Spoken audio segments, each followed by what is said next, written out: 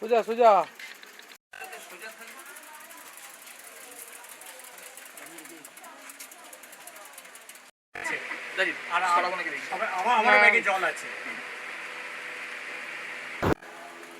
আজ 1432-এর নববর্ষের প্রথম দিন। আপনারা এই মুহূর্তে যারা এই ভিডিওটি দেখছেন, রাজু দাস চুচুড়োর একদম রেল লাইনের ধারে চ্যাটার্জি বাগান অঞ্চলে পিতৃহারা এই সন্তানটি তার মায়ের সঙ্গে কিভাবে বেড়ে উঠছে সেটা এখানে যারা উপস্থিত রয়েছে তারাই একমাত্র এটা বিশ্বাস করতে পারছে। কারণ এত ছোট্ট একটা আয়তন, যেটা আমার আপনার বাড়ির ব্যালকনির তুলনায় বোধহয় ছোট, এরকম একটা পরিবেশের মা লোকের বাড়িতে পরিচারিকার কাজ করে, সেই অবস্থায় থেকে এরকমভাবে বিশেষ চাহিদা সম্পন্ন রাজু দাসকে বড় করে তুলেছে। আমাদের পরিচিত সূত্র মারফত আমাদের কাছে খবর আসে যে ওর এই মুহূর্তে একটা ট্রাইসাইকেলের দরকার হয়, নাহলে ওর স্তব্ধ জীবন, গতিহীন জীবনে কিছুটা যাতে গতি আসতে পারে, তার জন্য আমাদের কাছে আবেদন আসে একটা ট্রাইসাইকেল দেওয়ার জন্য। বলতে খুব ভালো লাগছে যে আমরা যুদ্ধকালীন তৎপরতায় খুব সীমিত সময়ের মধ্যেই এটা জোগাড় করে উঠতে পেরেছি। তবে হ্যাঁ, এর একক কৃতিত্ব শুধুমাত্র উত্তরণের নয়, উত্তরণের পাশাপাশি আরো অনেক যোদ্ধা যারা আর্থিকভাবে সহযোগিতা করেছে।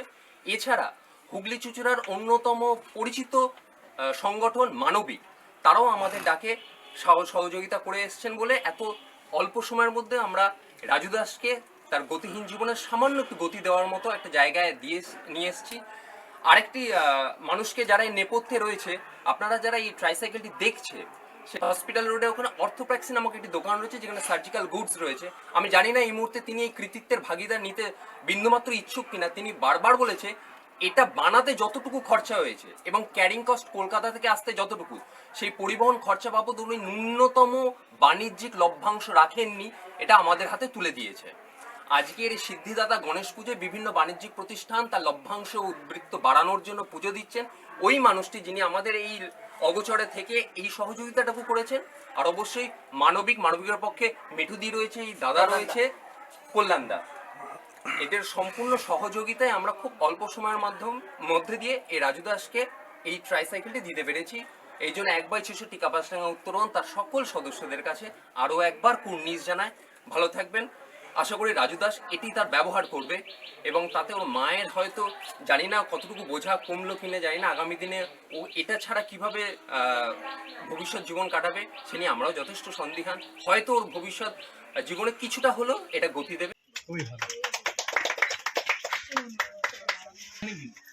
একটুখানি চালিয়ে নেবে, বলো। একটু ঢুকি। ভালো হলো। আগে গাড়িগুলো ছিল ওটা একটু বড় ছিল, এগুলো ছোটো গাড়ি, ছোটো গাড়িতে বড় গাড়িগুলো কি বড় গাড়িতে যেতে অসুবিধা, আর ওই বড় গাড়িতে যেতে স্কুলে যেতে হতো না, তাই জন্য অসুবিধা হতো। বড় গাড়িতে ঠাকুর বাকুর দেখতে যাওয়া, চুল কাটা, এগুলো অসুবিধা হয় না। নিজে নিজে কিছুটা করতে হবে, ছেড়ে দে, ইয়ে বাবু ছেড়ে দে, নিজে নিজে কিছুটা নিজে কিছুটা নিজে দেখতে, বাঁ দিকে দেখবে, বাঁ দিকটা দেখবে।